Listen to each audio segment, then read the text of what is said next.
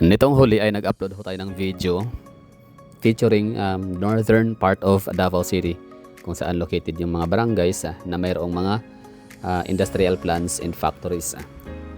For example, Barangay Sasa, Barangay Panakan, Barangay Ilang, Barangay Tibungko, Barangay Bunawan, and even Barangay Lasang. Meron din silang mga pagawaan factories, industrial plants sa kanilang lugar.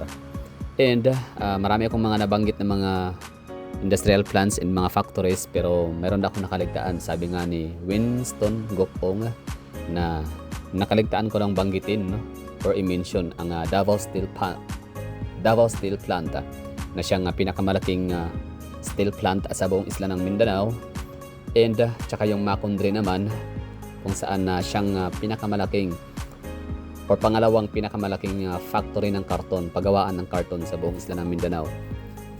So maraming salamat sa reviews sa ating lugar sa Davao City, sabi ni Winston Gokong. Walang anuman po, no? You're welcome. Happy New Year. Sabi naman ni Tita Ron, Nakashin Malagamot Food Production.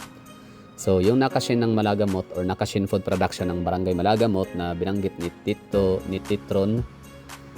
So tama.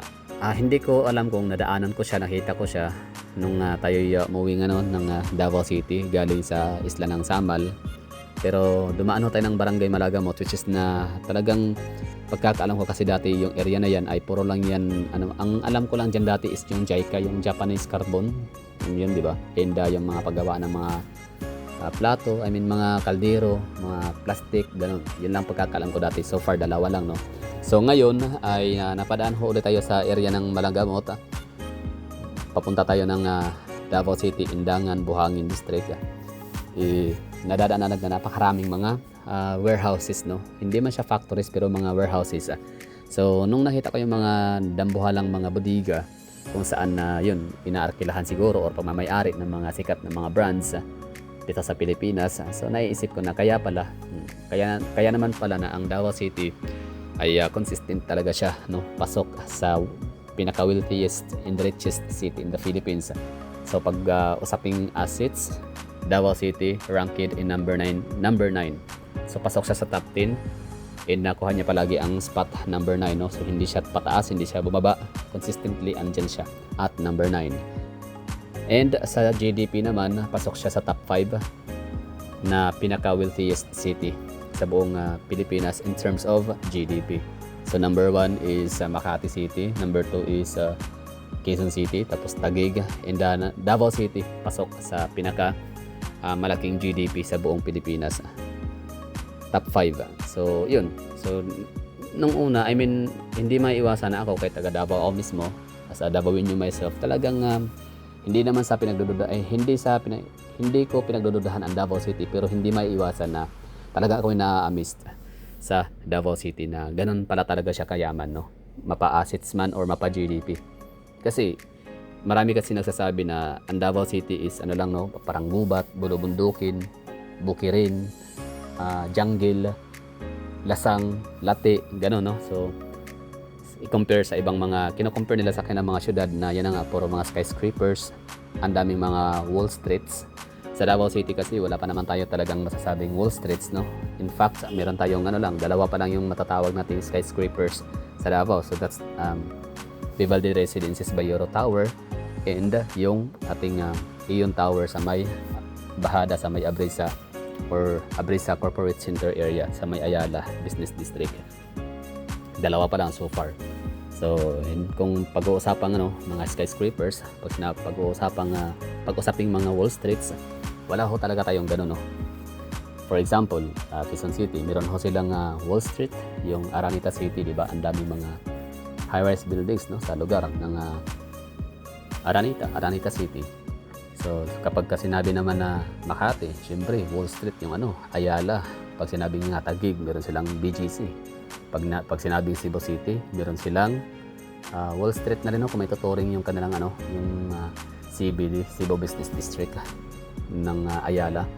And even yung kailang IT Park. So ibig sabihin merong dalawa ang Cebu City, merong dalawang Wall Street kung may tuturing. So dito sa Davao City, wala tayong ganun, wala tayong Wall Street so far, no. So meron tayong ano lang na napakagarang na kali natin na talagang ka-fix ho talaga siya. Pang world class talaga yung datingan niya, yung ating San Pedro Street in yung ating si Emirates Street. Pero hindi dahil sa siya ay Wall Street, kundi siya ay underground cabling system, di ba? So wireless, no more, wala ka makikita mga malaspageti na mga wirings overhead na makikita. Pero pag sinabing Wall Street, wala ho tayo nun. Which is, alam naman natin mga Pilipino, mostly, no, halos karamihan ng mga Pilipino, talagang tsaka lang, halos karamihan ng mga Pilipino ay masasabi lang nila na yung isang syudad ay napakayaman kapag meron silang makikita or mamamataang napakaraming mga matataas na gusali. Di ba? Pinakamataas na mga buildings, mga skyscrapers, mga towering buildings. So kapag wala kang gano'n na may pakita sa isang syudad, so hindi ka na nila ituturing or hindi na nila masasabi na mayaman yung isang syudad. May iba pa nga may mga nagsasabi pa nga na kapag walang SM, yung isang lugar ay mahirap. O di kaya pag sinabing yung isang lugar ay merong SM na nakatayo, in short say, mayaman na daw, parang gano'n. No? So, yung isang lugar. Well, siguro, factor lang naman, no? Kasi hindi din man talaga din magtatayo ng SM company ng kanilang shopping malls kung hindi rin naman talaga sufficient yung income ng mga mamamayan, di ba? So, maraming tao, wala namang masyadong income, di ba? Wala namang masyadong hanap buhay. So, syempre, ba't sila magtatayo ng kanilang super mall sa isang lugar kung alam naman lang sila ay malulugi lang or hindi ganun kataas yung kanilang magiging profits. So, dito sa Pilipinas, ulitin ko, lahat tayo ay talagang, hindi pala lahat, like karamihan ng mga Pilipino, talagang masasabi lang talaga na mayaman ang isang syudad kapag merong mga Wall Streets, maraming mga skyscrapers and tallest buildings. Pero dito sa Davao City, yun nga, sabi nga nila, mahirap ang Davao City kasi bundok, may mga may mga jungles, di ba? May mga unggoy pa daw, mga ganun, mga wild animals. Which is totoo din naman talaga kasi ang dami ho talaga, ang lapad ho talaga ng ating kalupaan dito sa Davao City, ng ating land area na hindi naman sa hindi untouched, sa siya untouched pa or virgin forest, mga ganun, no? Pero ito ay merong halaga, merong value. Kaya nga siya pasok nga sa assets, di ba? Kaya nga ang Davao City ay hindi siya mawawala-wala sa top 10 in terms of assets. And pagdating naman sa GDP, one of the wealthiest, talagang hindi siya nawawala sa top 5 ang Davao City as pinakamalaking GDP or gross domestic products. So ngayon, inaanam ko or binabasa ko muna, parang nire-review ko yung sarili ko sa Wikipedia, no? Tinitinan ko kung ano nga ba ibig sabihin ng gross domestic products and assets na rin, no? Tingnan natin. Gross domestic product or GDP ay ang kabuuang halaga ng lahat ng mga kalakal at serbisyo na ginawa sa loob ng isang syudad sa loob ng isang taon. Ito ay isang sukat ng paglaki ng ekonomiya ng isang syudad at ginagamit upang sukatin ang pag-unlad ng ekonomiya nito. Mga component ng GDP. Ang GDP ay binubuo ng 4 na pangunahing component. Una, konsumo ng mga consumer, ang mga ginagastos ng mga tao sa mga kalakal at serbisyo. Pangalawa, investation or investments, ang mga ginagastos ng mga negosyo sa mga infrastruktura, kagamitan at iba pang mga asset. Pangatlo, gastos ng pamahalaan, ang mga ginagastos ng gobyerno sa mga serbisyo, infrastruktura at iba pang mga proyekto. Pang-apat, net export, ang pagkakaiba sa pagitan ng halaga ng mga kalakal at serbisyo na iniluluwas at inilulugos ng isang syudad. Kahalagahan ng GDP. Ang GDP ay mahalaga sapagkat ito ay sukat ng paglaki ng ekonomiya. Nagbibigay ng ideya kung paano lumalaki o bumababa ang ekonomiya ng isang syudad. Pangalawa, paghahambing sa ibang syudad. Nagbibigay ng paghahambing sa pagitan ng mga bansa sa paglaki or syudad sa paglaki ng kanilang ekonomiya. Pangatlo, pagpapasya sa ekonomiya. Ginamit ng mga policy maker upang gumawa ng mga desisyon sa ekonomiya tulad ng pagpapababa ng buwis o pagtaas ng gasto sa infrastruktura. Ang mga limitasyon ng GDP, gayunpaman, mayroon ding mga limitasyon ang GDP. Hindi kasama ang mga gawain sa bahay. Hindi kasama ang mga gawain sa bahay tulad ng pagluluto at pag-aalaga ng mga bata. Pangalawa, hindi kasama ang mga gawain na hindi pinagbabayaran. Hindi kasama ang mga gawain na hindi pinagbabayaran tulad ng mga voluntaryong gawain.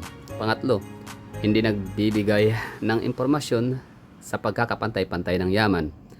Hindi nagbibigay ng impormasyon kung paano nagpapantay-pantay ang yaman sa loob ng isang syudad.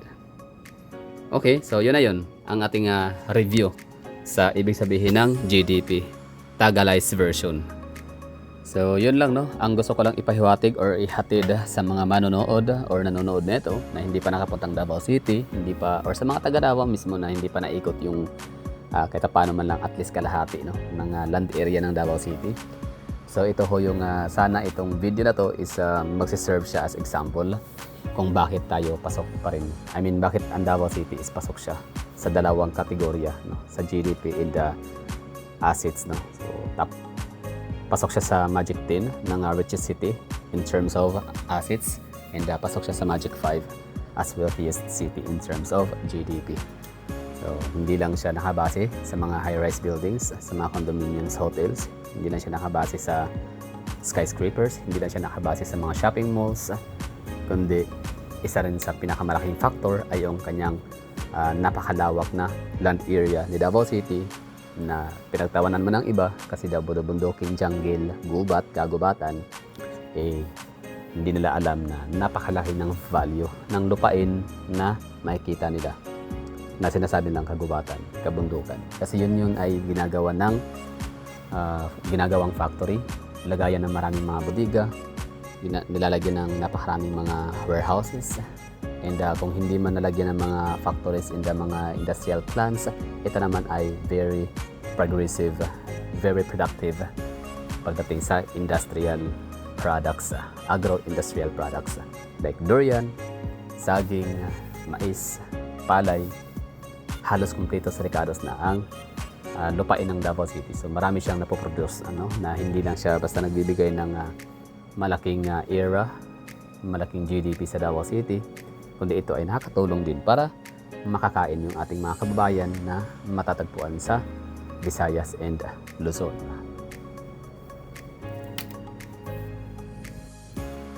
So hanggang dito lang yung narration, hanggang dito lang yung aking retiration. Sana ay magustuhan ho ninyo ang aking video hanggang sa matapos ito.